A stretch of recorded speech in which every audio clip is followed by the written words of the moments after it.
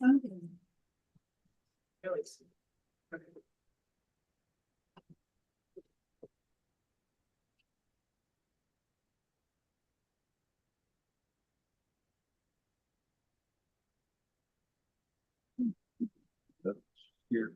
Hello, everyone. This is Dr. Roger Paul, and tonight we're going to continue our study in paper 136, the baptism in the 40 days, and we're on part 2, which is the baptism again. And I realize that we've gone over this in the previous paper on John the Baptist, but they go over it again, so they think it's important enough to go over again. So we're going to do that tonight. We're going to start with part 2, the baptism of Jesus.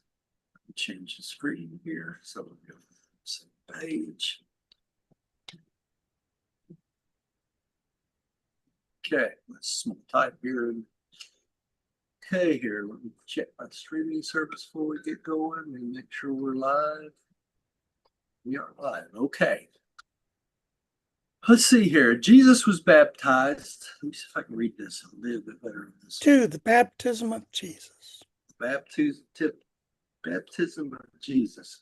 Let me find my glasses because this is a little bit on the small side. Here we go. 2, the baptism of Jesus. Jesus was baptized at the very heart of John's preaching. Height. Pardon me? The very height. That's what, isn't that what I say? Something else? Heart. Okay. It happens to all of us.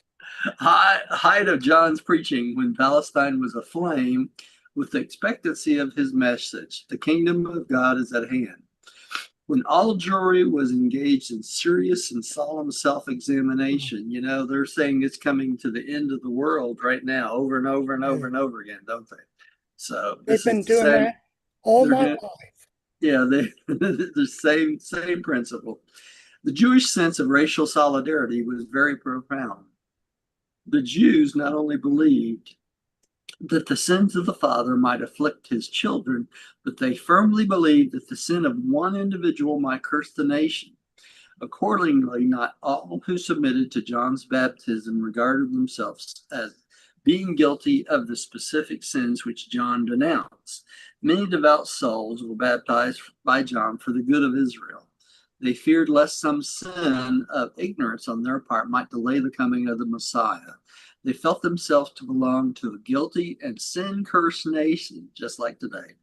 And they presented themselves for baptism that they might be so, by so doing, manifest fruits of race penitence.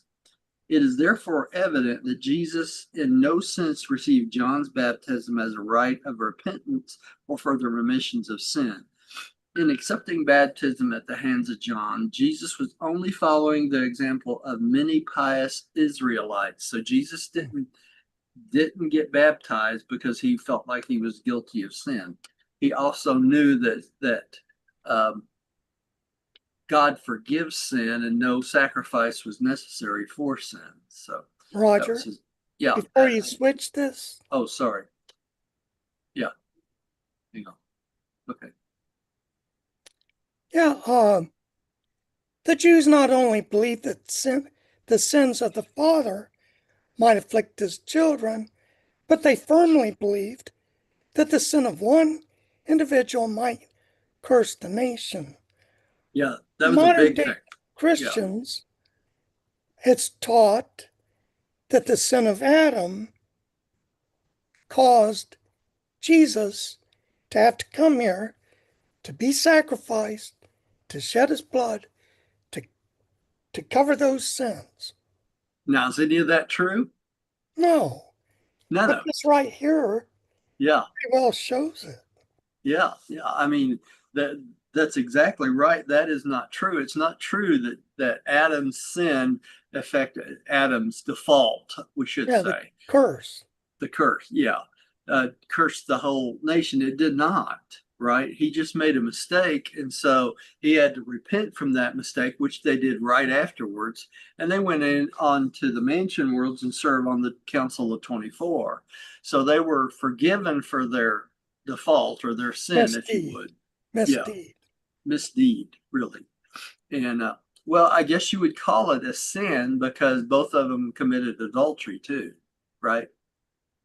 Anyway you look at it. It wasn't the So Father's will, so it no, was sin. yeah, so it was sin.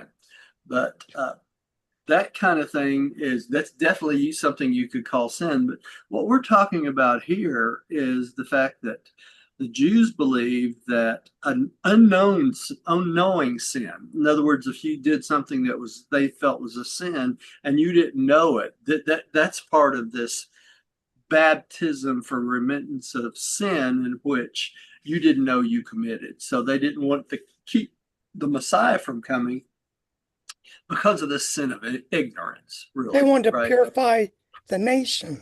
Yeah, So everyone, right?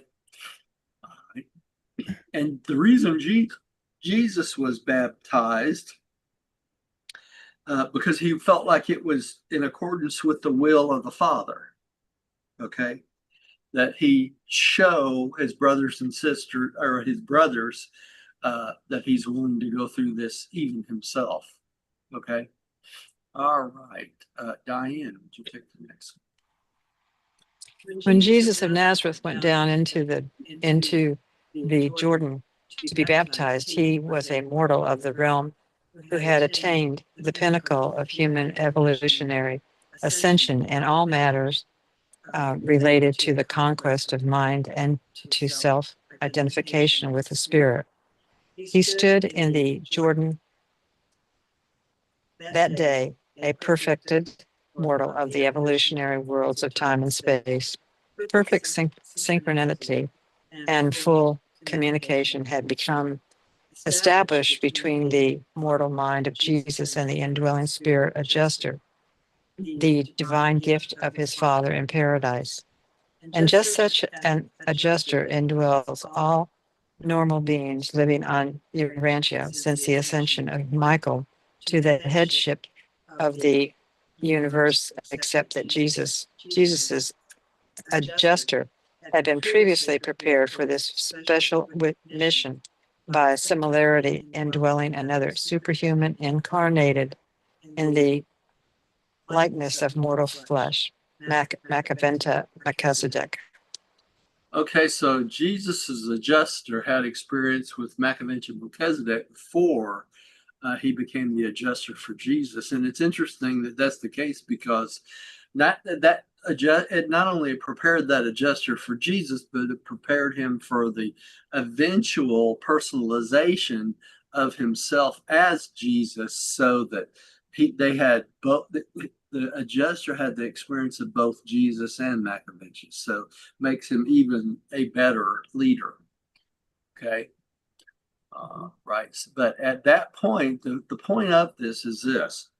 At that point in time, Jesus had met the epitome of life to the point where he was ready to fuse with his adjuster. That's what a normal person would have done. Right.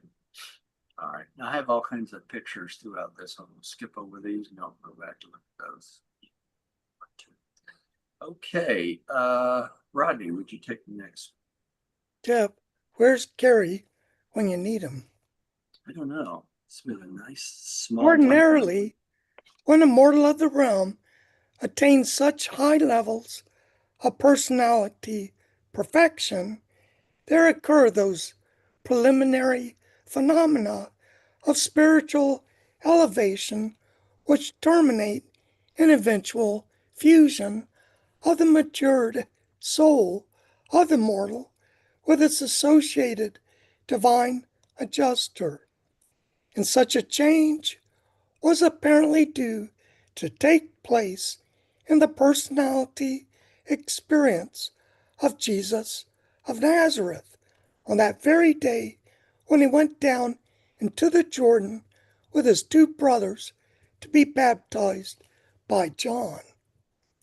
This ceremony was the final act of his purely human life on Urantia, and many superhuman observers expected to witness the fusion of the adjuster with its indwelt mind, but they were all destined to suffer disappointment. Something new and even greater occurred. As John laid his hands upon Jesus to baptize him, the indwelling adjuster took final leave of the perfected human soul of Joshua ben Joseph. And in a few moments, this divine entity returned from Divinington as a personalized adjuster and chief of its kind throughout the entire local universe of Nebadon. Thus did Jesus observe his own former divine spirit descending on its return to him in personalized form. And he heard this same spirit of paradise origin now speak, saying, "This is my beloved Son, in whom I am well pleased." And John, with Jesus' two brothers, also heard these words. John's disciples, standing by the water's edge, did not hear these words, neither did they see the apparition of the personalized adjuster. Only the eyes of Jesus beheld the personalized adjuster. You know, we always have this picture of a dove, descending as the spirit, right? In all the pictures and stuff, right?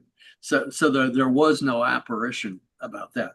Something I want to mention here that I have not mentioned before, and I've many times have taught this, is this. Let me find it here again.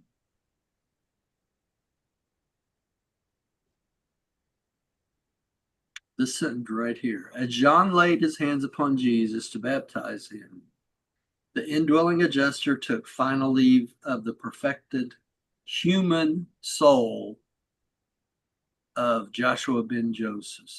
Did y'all see that? Yes. Yes. So that means the human, we've had these discussions about what happened to the soul of Jesus before, right? And we always assume that the soul of Jesus was what fused with the adjuster. Haven't we talked about that before? Yes. And it looks like from this that that's not the case at all. Does it? Because Well, the the human adjuster took leave of the human soul, but within a few moments returned that's true. as a But personalized adjuster. that makes you wonder if the soul of Jesus did not stay with Jesus the entire human time. And it was not allowed to go to the adjuster until after the completed bestowal. Thus did Jesus observe his own former divine spirit descending on its return to him in personalized form. Right. But that would be the adjuster, Correct.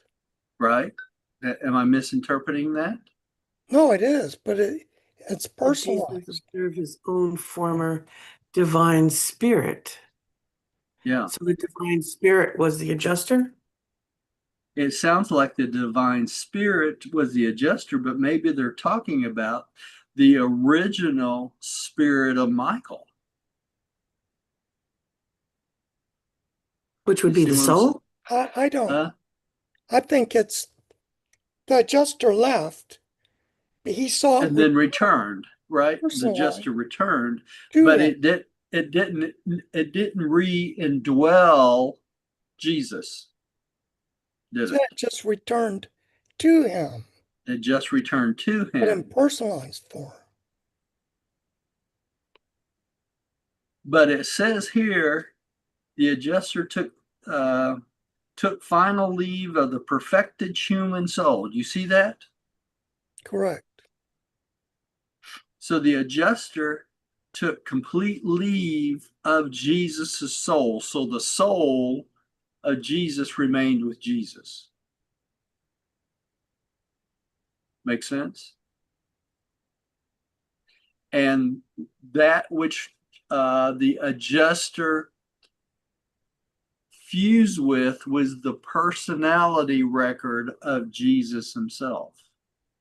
Hmm. Mm. So you're saying two separate entities.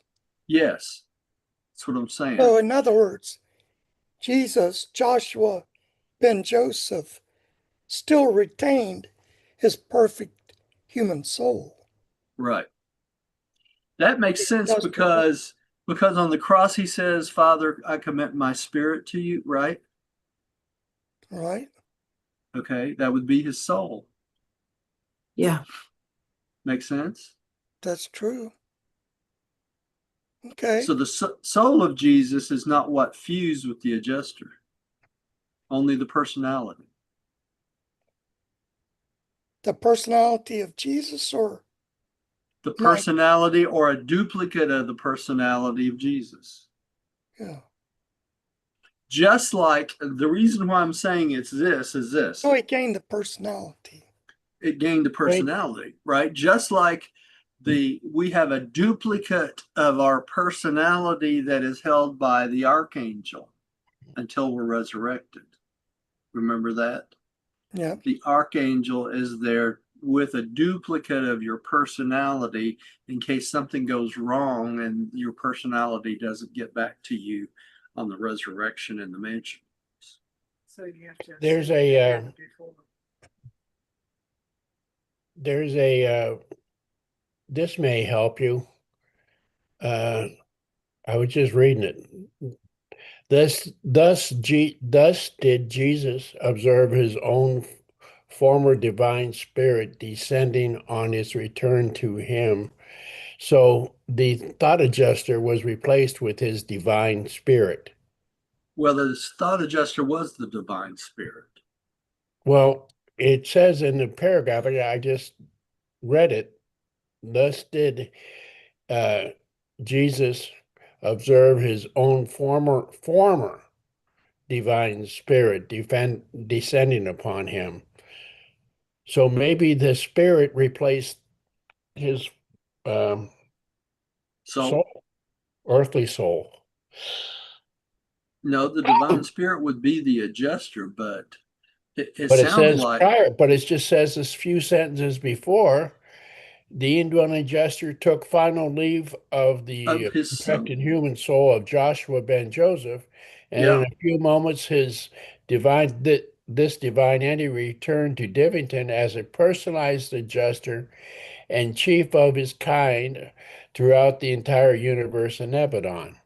yeah. So I wouldn't say he returned again. I would say, Well, no, the spirit came. No, my point is this: when the divine spirit descended, returned back to him in personalized form, that was the thought adjuster. Hmm. yeah, I understand what you're saying, but you see where I question it? Yeah, the only thing I had a question about was the human soul of Jesus. It sounds like the human soul of Jesus was retained by Jesus when the adjuster left. Well, that would You make see what? sense, wouldn't it? Yeah, it would make sense because he still had 3 more years and 3.5 more years to go through, at least. But it does So point out the divine spirit is another name for the adjuster. it does. Yeah. So I just wanted to bring that up because we've talked about, what happened to the soul of Jesus before, and we always assumed that it was fused with the adjuster, but maybe it wasn't. Maybe it was just the personality of Jesus that And well, it fused. must be because Yeah, the soul stayed with Jesus, the yeah. perfected human soul. And they say something. Let me remember. They say something in the book, in the things on one of the papers in the Mansion World, where they talk about the soul of Jesus is maintained in a the Michael Memorial. Hmm. Remember that? Yeah. The first world. The first world, first mention world. So maybe that's what happens to the soul of Jesus after Jesus finishes his final appearance as a Urantia creature and returns to himself as Michael. His actual soul is kept in the Michael Memorial until a future time. Um, That's what I'm saying. that's cool. Okay. That's what I wanted to bring this up. These little things, they're interesting. And it's hard to keep all the parts straight. Yes, it sometimes. is. You know. All right, let's go on. Pam, would you take the next? Mhm. When the returned and now exalted personalized adjuster had thus spoken, all was silence. And while the four of them tarried in the water, Jesus, looking up to the nearby adjuster, prayed, "My Father who reigns in heaven, hallowed be thy name, your name. Your kingdom come, your will be done on earth, even as it is in heaven." When he had prayed, the heavens were opened, and the Son of Man saw the vision presented by the now personalized adjuster of himself as the Son of God, as he was before he came to earth in the likeness of mortal flesh, and as he would be when the incarnated life should be finished. This heavenly vision was seen only by Jesus. So Jesus saw himself as Michael before he started this bestowal, right? And See, that, that's enough to he was probably in awe. yes, The human mind, yeah, the human like mind of Jesus. holy Yeah, mackerel. yeah. So That's this who I was, was before I started this, right? this kind of reassures him that he is Michael. Yes, it does. Full-fledged all the way, right? Yeah, no doubt about it. I can walk on water. Yeah. If he chose. We know that he really did do that though, right? We want to keep the fairy tale separate from reality. Okay, Gary, would you take the next one? Thank you. It was a voice of the personalized adjuster that John and Jesus heard, speaking in behalf of the universal Father, for the adjuster is of and as the paradise Father. Throughout the remainder of Jesus' earth life, this personalized adjuster was associated with him in all his labors. Jesus was in constant communication with this exalted adjuster. So the adjuster went through the rest of the stole with him. Didn't Like almost like a companion. Yeah, really. A And, little that, me. and go ahead. I'm done. Oh, and it said, I believe, that the adjuster was basically God speaking to him. Yes. Correct. Yeah. And so Yeah. therefore, when he says, he was in constant communication with God, is what it amounts to. Yeah, Yeah. exactly. All right. When Jesus was baptized, he repented of no misdeeds. He made no confession of sin. His was the baptism of consecration to the performance of the will of the Heavenly Father. That's what I said earlier. At his baptism, he heard the unmistakable call of his Father, the final summons to be about the Father's business.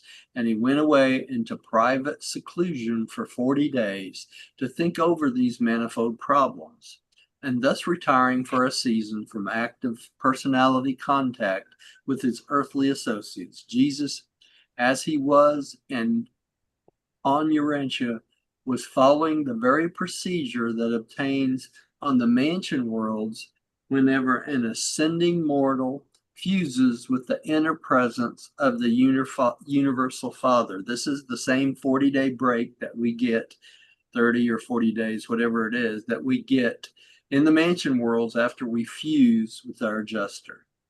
To go off and think about it. we can go off and think about it and think about what pathway we want to take to get to paradise. And they Oh, help us man. with this. I thought we'd get to go to Disney World, but that's out of it, Yeah. I guess. Yeah, I don't think, the way Disney World's changing, I don't think you'll find Disney World on the Mansion Worlds. yeah. Unless it's Mickey Louse. Anyway, let's keep going. Diane. Did you skip two? Huh? Did you skip two things? Oh, 2 pages? 2 pages? I think you did. Yeah. I don't think so. Wait a Go minute. back one.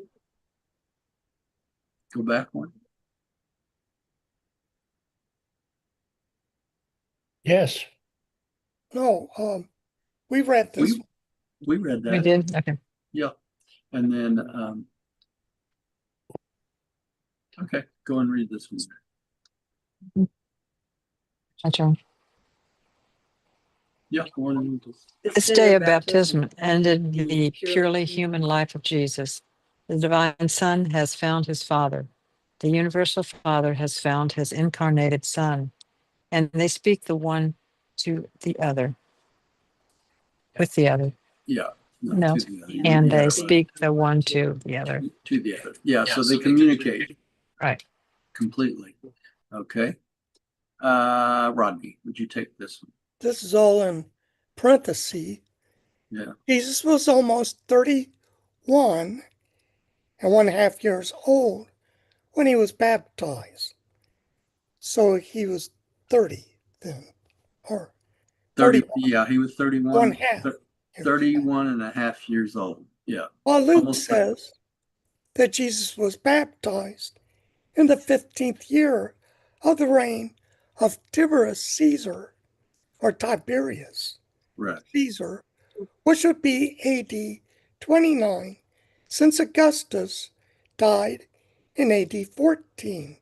It should be recalled that Tiberius was co-emperor with Augustus for 2.5 years before the death of Augustus, having had coins struck in his honor on October AD 11. The 15th year of his actual rule was therefore the very year of AD 26, that of Jesus' baptism. And this was also the year that Pontius Pilate began his rule as governor of Judea. Well, they really try to keep it straightened out, don't they? Yeah, Mm-hmm. it's important. Yeah. All right, the 40 days. Pam, would you take this one? Jesus had endured the great temptation of his mortal bestowal between his baptism, when he had been wet with the dews of Mount Hermon for 6 weeks. There, Mount Hermon was an unaided mortal of the realm. He had met and defeated the Urantia pretender, Galagasta, the prince of this world. The eventful day on the universe records, Jesus of Nazareth had become the planetary prince of Urantia, and this prince of Urantia, so soon to be proclaimed supreme sovereign of Nebadon, now went into 40 days of retirement to formulate the plans and determine upon the technique of proclaiming the new kingdom of God in the hearts of men.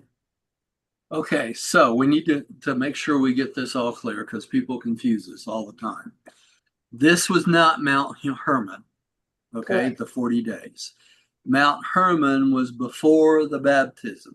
So Jesus was declared planetary prince when he defeated Caligastan and Satan as the representative of Lucifer on Mount Hermon as a son of man.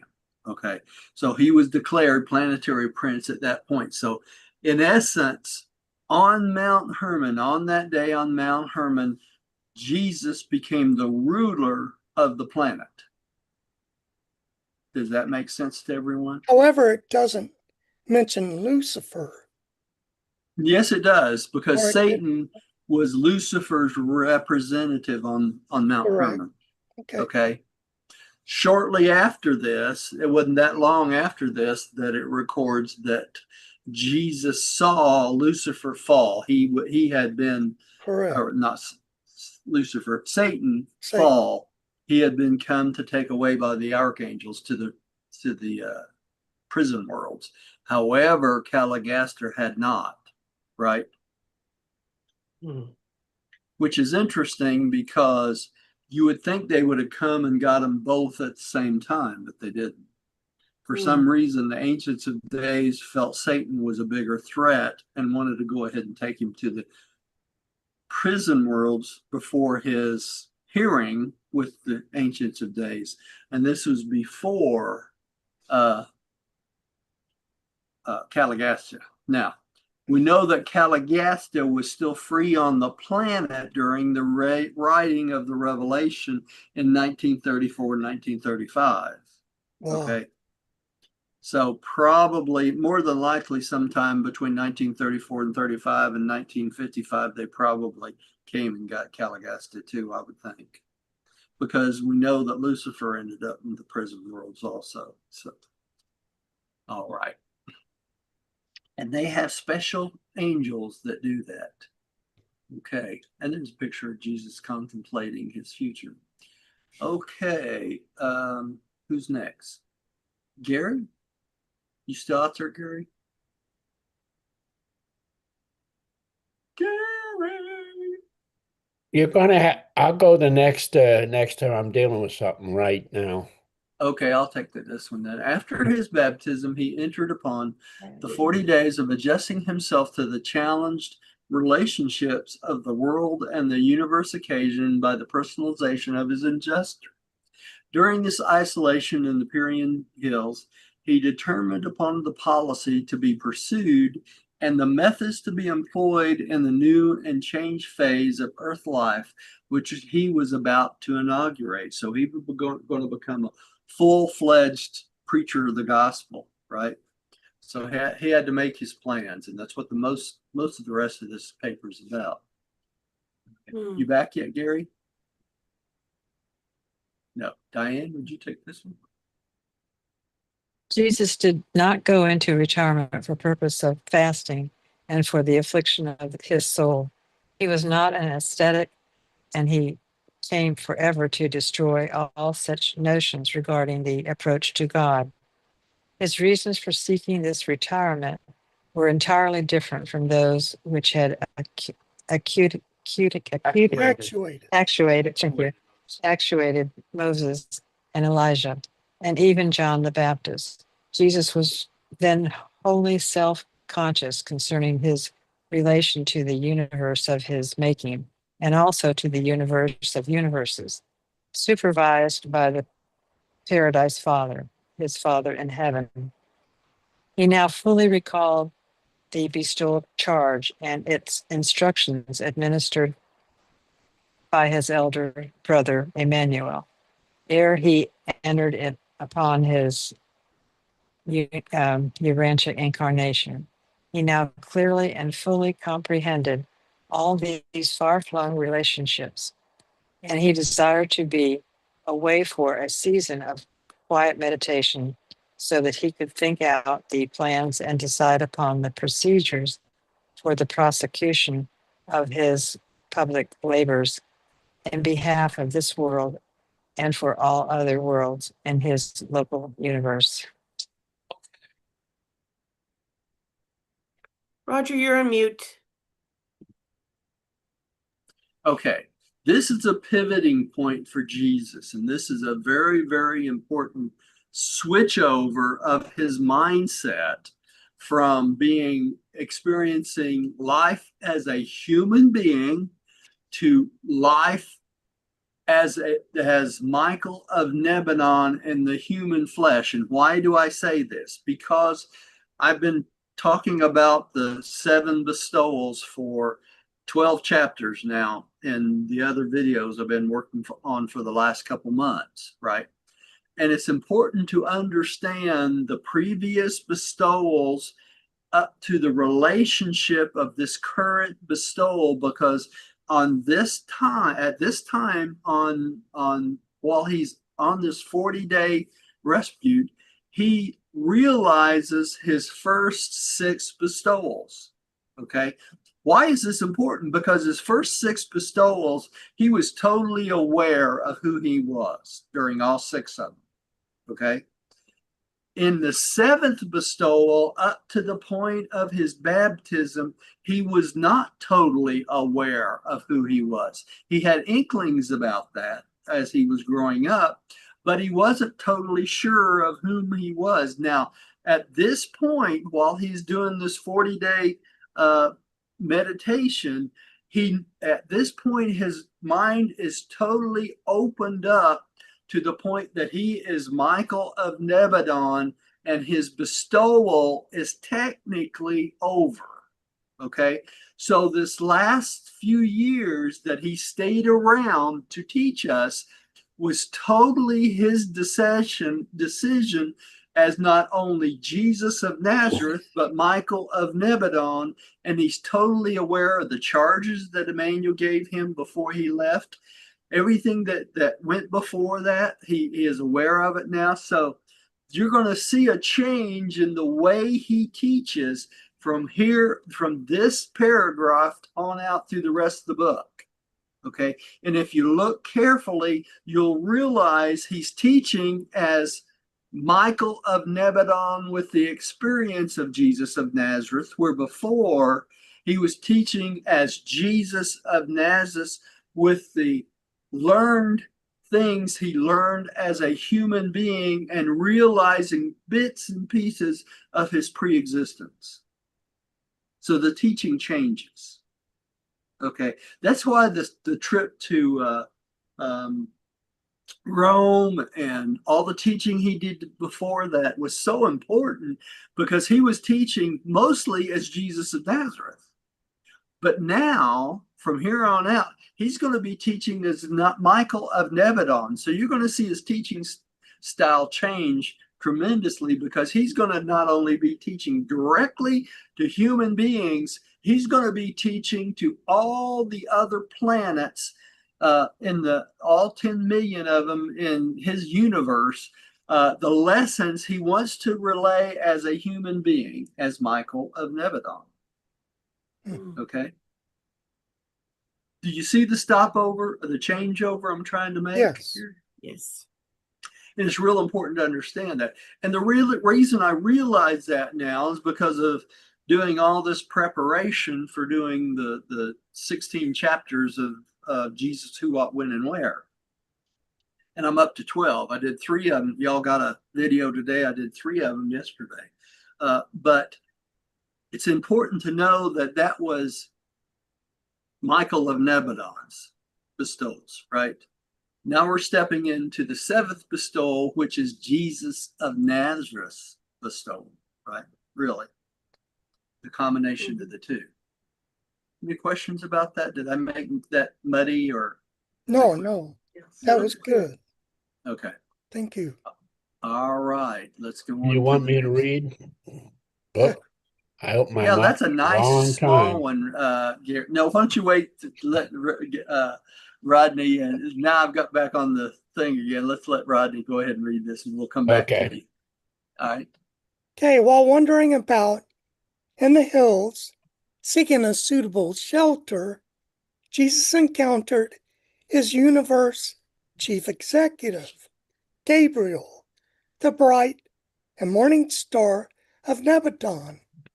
Gabriel now re-established personal communication with the Creator Son of the universe.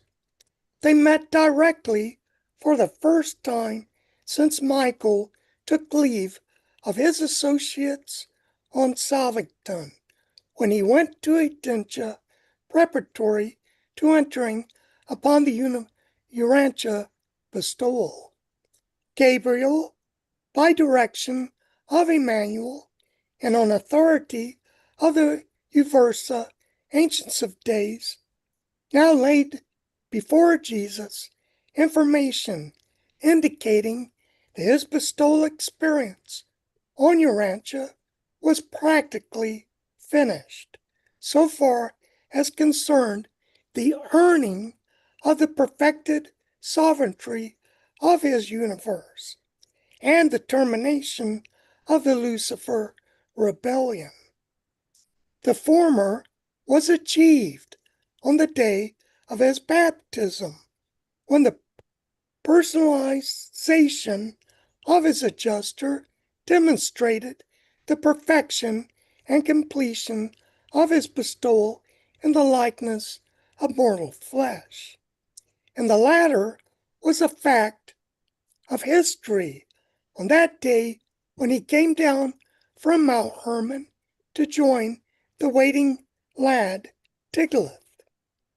Jesus was now informed, upon the highest authority of the local universe and the super universe, that his bestowal work was finished insofar as it affected his personal status in relation to sovereignty and rebellion. He had already had this assurance direct from paradise in the baptismal vision and in the phenomena of the personalization of his indwelling thought adjuster. So because of this, we can determine that Jesus's mission, as far as the bestowals, was over. So everything he did after this was by his personal choice as Michael of Abaddon. Okay, the God of our universe, the creator of our universe. So everything from here on out was totally up to him. Now, everybody always comes back, well, what about the crucifixion, right? And Jesus, since he had lived a normal human life, chose to live the experience of death because it was the will of the Father in heaven, right? That he goes through the entire normal human life and experience death also. But not only that, he still had all 7 mansion worlds that he had to experience before he relinquished himself to take up his role as Michael again, right? And why do we know that?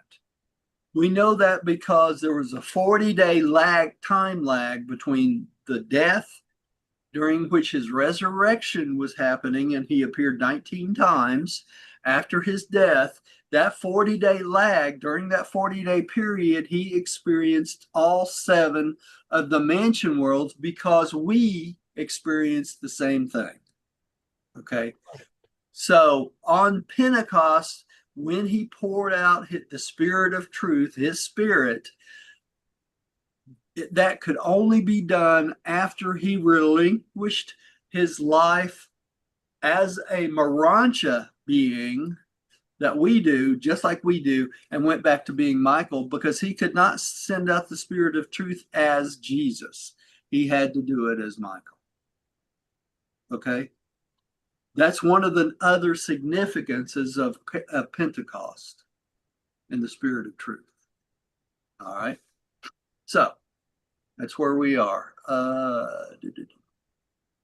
Just read this one. I don't have my glasses back on. Let's go to the next one. Who's up next?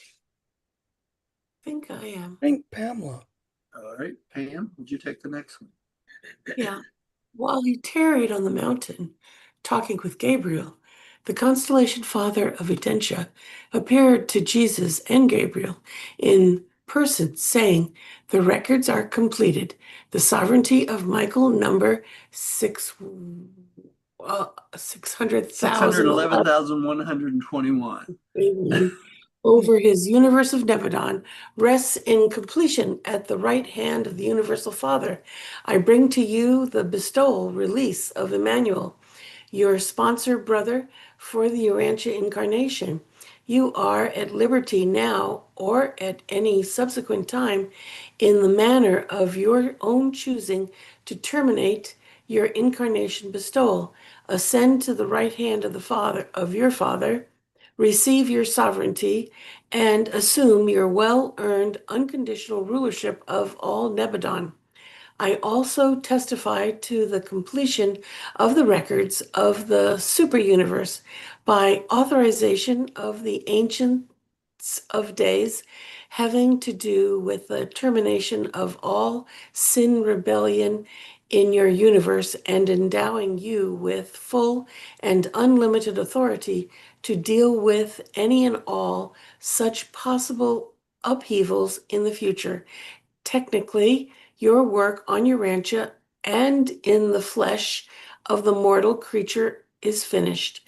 Of course, from now on, he is a matter of your Your own.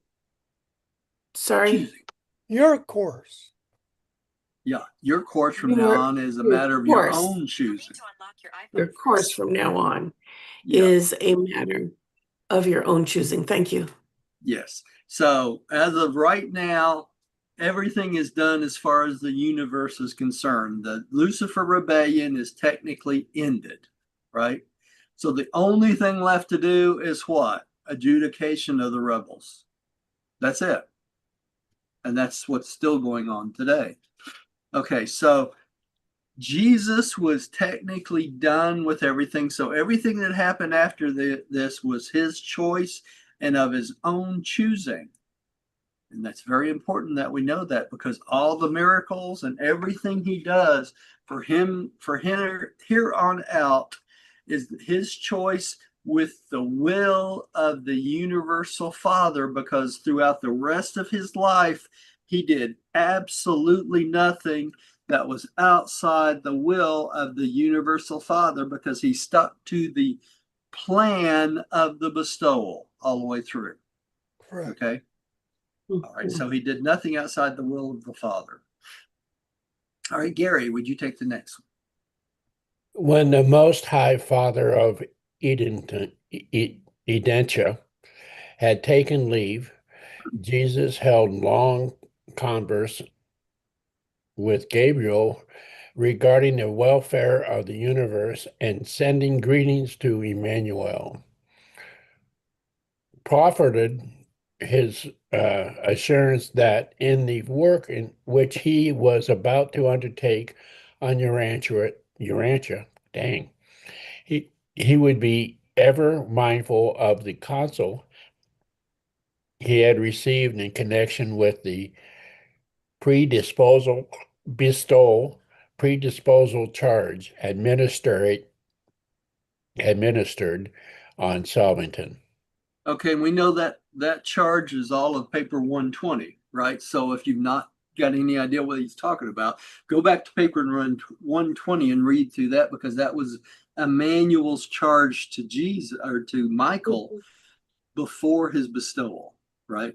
And we're going to find out a little bit that some of the things he said to do during that charge, he went back and took care of even in his own home by destroying all the writings he had done and all that stuff. And that's why I still say that the Shroud of Turin is not the face of Jesus, okay? Because Jesus's death cloths were wadded up and thrown over a cliff, what the Midwayers did, okay? So you can if it makes you more spiritual to believe that, go at it, that's fine. But according to the Urantia book, nothing was left of Jesus on the planet, nothing, okay? Because they knew what would happen is exactly what happened. They start to worship it, okay? All right, throughout all these 40 days of isolations, James and John, the sons of Zebedee, were engaged in searching for Jesus. Many times they were not far from his abiding place, but never did they find him. Okay, plan for public works. Here. 4. Plans for public work. Day by day, up in the hills, Jesus formulated the plans for the remainder of his Urantia bestowal. He first decided not to teach contemporarily. Is Yeah, I can't. Oh, contemporary. Contemporaneously. Leslie, thank you, with John. He planned to remain in comparative retirement until the work of John achieved its Achieved. purpose. Hmm? Achieved its purpose, or until John was suddenly stopped by imprisonment. Jesus well knew that John's fearless and tactless preaching would presently arouse the fears and enmity of the civil rulers. In view of John's precarious situation, Jesus began definitely to plan his program of public labors in behalf of his people and the world, in behalf of every inhabited world throughout his vast universe. Michael's mortal bestowal was on Urantia, but for all the worlds of Nebadon. So he knew his message was for all the worlds of Nebadon, and John's message was just for what? The Jews. Urantia, right? The Jews. The Jews, really. Not really all people, but just the Jews. And it's obvious the tone and what John was trying to get through to people was totally different than what Jesus started teaching, wasn't it? And so Jesus decided not to try to teach at the same time John was, because of the total difference of the message they both had, right? And they knew they weren't comparable to each other. So It'd be conflict of interest. Pardon me? It would be conflict of interest. It really would be conflict of interest, because John's message was about the wrath of God and people being sinful and all that, where Jesus' message was about the forgiveness and the mercy and the love of God and the brotherhood of man, wasn't it? So totally different message, totally different tone. So he chose not to do anything until John's was either imprisoned or was finished with his work, which was coming really soon after that. All right, so he went back to work. All right, Rodney, would you take this one? Yes. The first thing Jesus did, after thinking through the general plan of coordinating his program with John's movement, was to review in his mind the instructions of Emmanuel. Carefully, he thought over the advice given him concerning his methods of labor, and that he was to leave no permanent writing on the planet. Never again did Jesus write on anything except sand.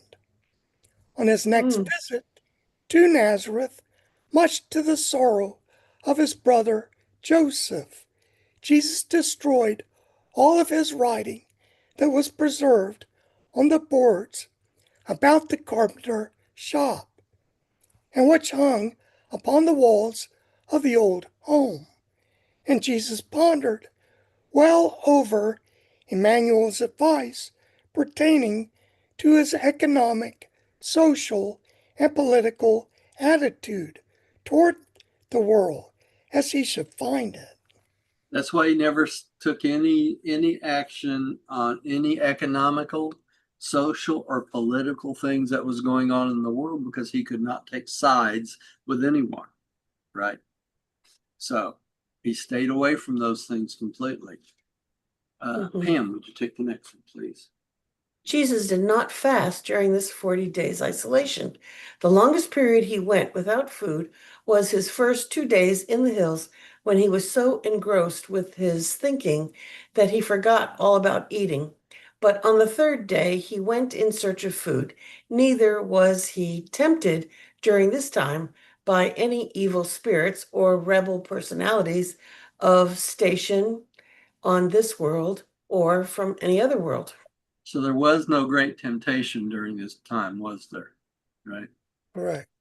All right, Gary, would you take the next I'm beginning to feel normal now. one? These 40 days were the occasion of the final conference between the human and the divine minds, or rather the first real functioning of these two minds as now made one. The results of this momentous season of meditation demonstrated conclusively that the divine mind has triumphantly and spiritually dominated the human intellect. And I say that right? Intellect? Yeah. Yeah. Yes. Mhm. The mind of man has become the mind of God. Excuse me, from this time on. And through the selfhood of the mind of man is ever present, always does this spiritualized human mind say, not my will, but your will, yours be done. Talking about the Father in heaven, right? Mm-hmm. Always open to giving leeway to the Father of heaven. All right. The transaction of this eventful time were not the fanatic visions of a starved and weakened mind. Rather, neither were they the confused and puerile symbolisms that afterward gained record as the temptations of Jesus in the wilderness. This was not the case, right?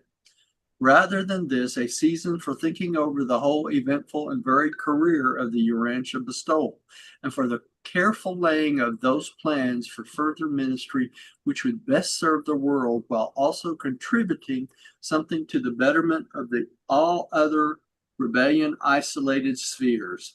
Jesus thought over the whole span of human life on Urantia from the days of Adam and on Infanta down through Adam's default and on the ministry of the Melchizedek of Salem.